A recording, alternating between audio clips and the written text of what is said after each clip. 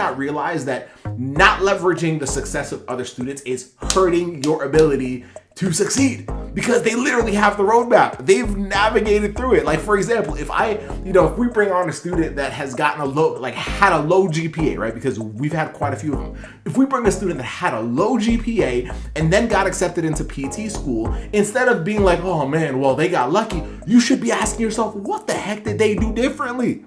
How did they do it? Like, you should be leaning in further. So that's why this is so important. If you can do that, it's game over. It is absolutely game over.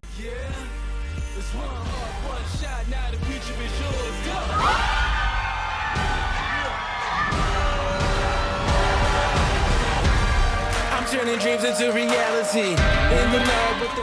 Hey, what is up? How you doing? Welcome to another Pre-PT Grind YouTube video. My name is Joseph Ngugi. I'm a physical therapist, also one of the co-founders of Pre-PT Grind, where we help students like yourself realize their dreams of becoming physical therapists. So if you want to be a PT, you're on the right page. And in this video, I want to talk about 3 steps to leveraging the success of other students, which is probably one of the strangest conversations to have, because many of us are actually, whether we believe it or not, or whether we want to admit it or not, kind of intimidated or sometimes let down or disappointed or frustrated or whatever term you want to attach to it when we see other students succeeding before ourselves. And it's not that we want other people to not do well. It's not that we don't want other people to succeed. It's just that there's something about it that sometimes threatens us or makes us feel uneasy. So I've actually had students, tell me, hey, Joseph, like whenever y'all post stories of some of the students that have gotten into PT school after working with y'all, like it kind of makes me feel off. It makes me feel odd, or, sometimes I just want to shut off all my social media. So I want to talk to you about how to actually leverage the success of other students, because that's probably one of the bigger things that a lot of students miss out on. And it's such a beautiful opportunity if you learn how to do it. And if you can learn how to do this, I'm telling you right now, every time you see somebody else win, you're going to be like, I'm super excited to figure out what the heck they did differently. Because one thing that I'll say, and then I'm going to share the 3 points that you need to take from this video. One of the biggest things that I think a lot of people don't realize is that whenever you see somebody succeeding, so whether it's getting accepted into PT school, whether that's becoming a physical therapist, whether that's doing well in a class that you're struggling with, they also had their struggles as well, right? And I didn't even really realize that as when I was a student, I didn't fully understand that. But now looking back, and part of the reason is because we're working with students on the back scenes. So I'm seeing what students are struggling with day in and day out. And when they get accepted into PT school, for everybody else, it's like, wow, they got into school. Wow, they did this. Nobody saw the anxiety. Nobody saw the moments of second guessing. Nobody saw the previous rejections. Nobody saw the failed classes. Nobody saw the family members that did not believe in them. Nobody saw those things. And yet when we see somebody succeed, instead of asking ourselves, wait a minute, how the heck did they navigate through all that stuff? We just say, oh man, they got in. I haven't gotten in yet. So you know what? I'm just going to kind of step away from it. And so you might not realize that that's you. You might not realize that not leveraging the success of other students is hurting your ability to succeed, because they literally have the roadmap. They've navigated through it. Like, for example, if we bring on a student that has gotten had a low GPA, right? Because we've had quite a few of them. If we bring a student that had a low GPA and then got accepted into PT school, instead of being like, oh man, well, they got lucky, you should be asking yourself, what the heck did they do differently?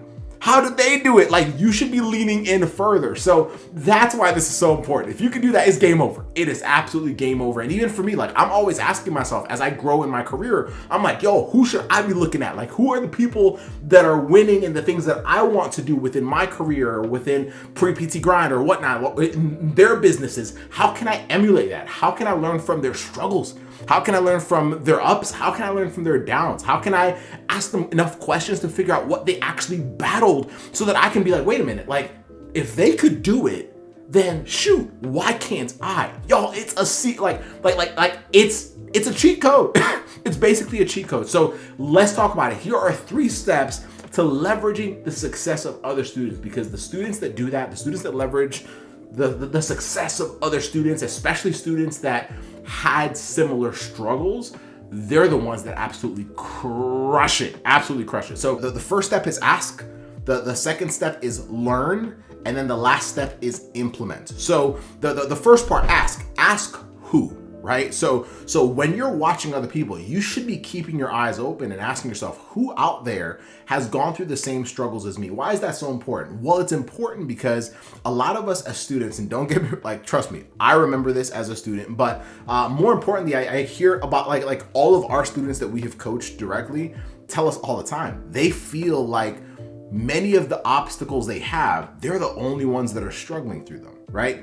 There's something weird about that. Sometimes when we're like, well, that person got in, but they don't understand what I'm going through. They don't understand my family dynamic. They don't understand what I've battled. They don't understand my financial situation. They don't understand the fact that I've gotten rejected who knows how many times. They don't understand the fact that I'm dyslexic, or they, like, all the different things that I have heard from students. And don't get me wrong, like I said, like, I was a student too. So I remember saying some of those things, but the first thing you should be doing is asking yourself, who else has succeeded with the thing that I'm trying to do? So for you, if it's getting into PT school, who else has succeeded with getting into PT school despite struggling with this big thing that I think is holding me back? And I can almost guarantee you right now that now, if you can think of something that we don't know about, hit us up and we'll talk about it. But I can almost guarantee that the biggest obstacles that you think are in your way, whether it's your grades, whether it's your past, whether it's personal things or whatever, somebody else has been in that same situation or has battled something similar enough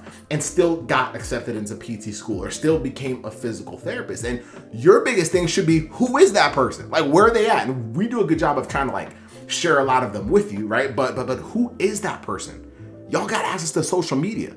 Find them. Start looking for people that struggled with the things that you're struggling with right now, and start asking yourself, what can I ask them to find out what their struggles were? Like, I mean, shoot, if you want a good place to start, we have a podcast, right? Go on any podcast platform and type in Pre-PT Grind, right? And if you go to the podcast, we've had, there's quite a few episodes on there called the Pre-PT Inspire series, where we literally have student after student that we've interviewed that has, you know, been coached by us, and they're literally talking about what their biggest problems were. Go listen to that and ask yourself, is somebody on there like me? And then when you find that out, go figure out where they're at on social media and ask them more questions. That's the first part. Ask who. Number two, learn what they did. What did they do differently? I think, you know, one of the biggest things that we have to realize is, as students, we don't have room for excuses. And many times we look at the things that are holding us back as a reason to give an excuse. You really don't have room for that, right? Like, schools are not looking for excuses. Nobody is, right? And so you have to ask yourself, if these students, if the who that we're talking about, for you it might be low GPA, for you it might be whatever your big obstacle is. When you find your who, you have to figure out, like, what do they do? Like, learn what they did, learn how they dealt with it. How do they deal with the frustration of being rejected? How do they deal with other people not believing in them? How do they deal with intense levels of anxiety? Like, what is it? Like, how do they deal with that? Learn what they did. And then the last part is implement. Like implement one step at a time what they did.